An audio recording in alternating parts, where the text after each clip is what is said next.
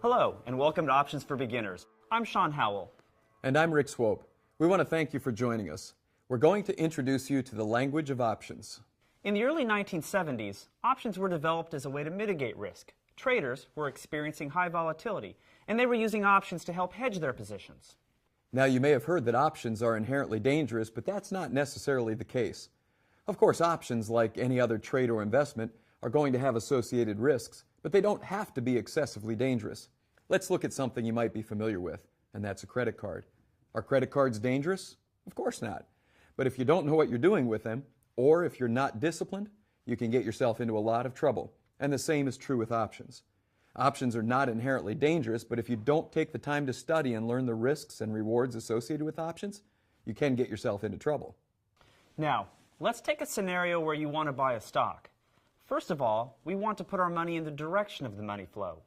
So we have to look for a stock that is in an upward trend. Let's assume we're going to buy 1,000 shares, and we're going to pay $50 a share for that stock. It will cost us $50,000 to make the purchase, and we can hold on to it for as long as we want. There's no expiration on this. You decide when you want to sell that position. Now, if your stock pays dividends, that would be one way to profit from this trade. And if the stock stays right at the purchase price, you'll get that dividend as a return on investment. If you buy that stock at $50 and it goes higher than $50, you're going to make a profit. On the other hand, if it goes lower than $50, it's going to be a loss to your account. Now, let's look at how options may be used in this trade. Okay, so we take the first example. We bought the stock. What can we do a little bit differently using options? Well, let's introduce the first option, the call option. The call option is going to give you as the buyer the right to purchase the stock for a certain price, and you get to specify that price. The price at which you get to buy the stock, which you choose, is called the strike price. Let's use an example you might be more familiar with. Let's say you're buying real estate. The buyer and the seller agree on a couple things. They agree on closing date. They also agree on the price. Now, for call options, the price that's agreed upon beforehand is called the strike price. The closing date is going to be the expiration date for that option. Now, of course, you're going to have to pay a fee for the right to buy the stock for the strike price. That fee is called the premium. It's very much like the down payment in a real estate transaction. It's not the full amount, but it's a smaller amount that locks you into that contract. So with a call option, you'll pay a premium in order to receive the right to buy that stock at a specified price. Let's take a look at what might affect the value of that premium in the call option. There are several things that will influence the call premium. Let's start with the first one. That is going to be your selection of the strike price. As the strike price is lower, there's more built-in value in that call option. We call that value intrinsic value. As intrinsic value gets higher, you're going to pay more premium for the call option. There are a couple of other things that will have an effect on the call premium. The first is time value. The longer the time left before the expiration, the more premium you're going to have to pay for that call. Second, the volatility of the stock will influence the cost of the option. Increases or decreases in the stock price volatility tend to be reflected in premium increases or decreases. Now understand, there's not a one-to-one relationship between the option and the stock.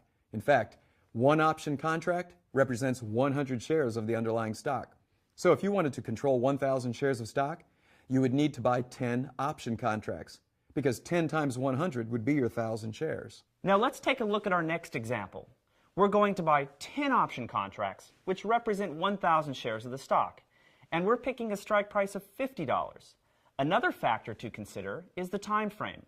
We're buying an option that has 2 months left until expiration, while the stock is trading at $50 a share. Okay, now follow us, because we're going to look at a couple of aspects of this particular trade. As was mentioned, we have 2 months until expiration, so we can only use this option contract for 2 months. After that, 3 months, 6 months from now, it's completely worthless to us. A couple things could happen from this point. Typically, when the stock price increases, the call premium increases. When the call premium increases, we could sell the call for a profit. But there's also a risk here, and that is if the call premium decreases, which typically happens when the stock price drops. Well, in that instance, we would sell the calls for a loss. Let's consider how we would manage risk. If we buy the stock, how can we protect that position against falling prices? In our next example, we're going to buy 1,000 shares at $50 and then use options to protect our trade. You might be saying to yourself, I didn't even know I could protect my trade. And you can with our second type of option, and that is the put option. As opposed to the call option, which gives you the right to buy, The put option is going to give you, as the owner, the right to sell your stock. So you own the stock now, and by buying a put option, you have the right to sell that stock. Now guess what? You also get to choose the price at which you'd like to sell the stock. That specified price, very similar to the call option, is also called the strike price. Let's look at a put option using an example you're more familiar with. If you purchase auto insurance, you pay a premium for the term of coverage. In return, the insurance company will provide protection against loss. Well, the same thing applies for a put. You're paying a premium, and in return, you're receiving value, the ability to sell that stock at a predetermined price. The put option will be valid for a specified term and then expires at the end of the term. That date is the option expiration. What affects the premium of a put option? Well, just like with a call, there's going to be a built-in or intrinsic value to this. With the call option, remember, the lower the strike price, the more intrinsic value there is. With the put option, we turn that around. The higher the strike price, the more expensive it's going to be because we have more intrinsic value.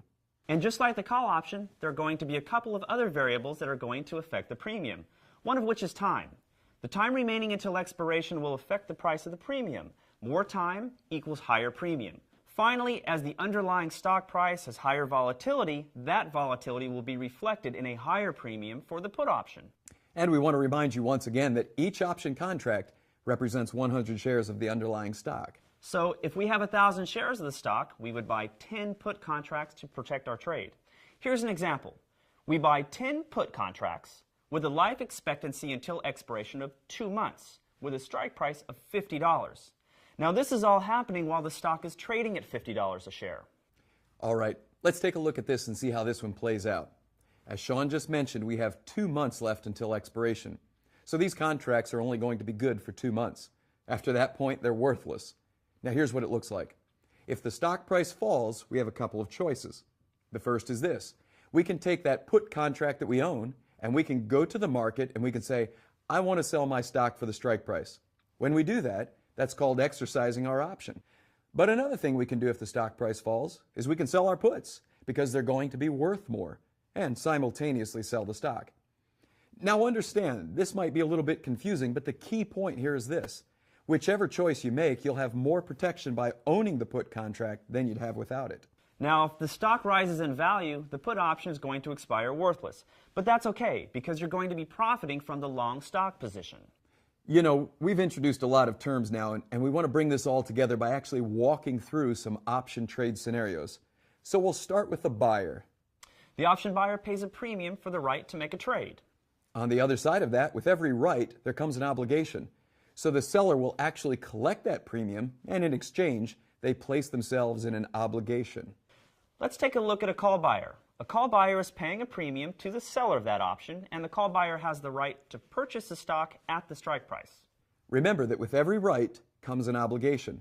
So the seller of the call option places himself in an obligation. Their obligation now is not to buy the stock, it's to sell the stock.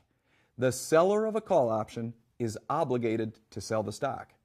Let's turn things around here for you and look at a put buyer. A put buyer is also paying a premium to make a trade. The put buyer has the right to sell his stock. On the other side of that is the person who sells that put option. He collects the premium, and in exchange, he places himself in an obligation to buy the stock. Just remember, the right goes with the obligation, the buy goes with the sell. Now understand there are a lot of new terms and concepts. Speaking the language of options is really like learning to speak a language. It's not reasonable to walk right in and expect to speak it fluently. Like a language, learn one word at a time, one sentence at a time, one phrase at a time, and with a little practice, you'll become more fluent. Make sure you visit the E-Trade website for more educational videos. I'm Sean Howell. And I'm Rick Swope. Thank you for joining us in Options for Beginners.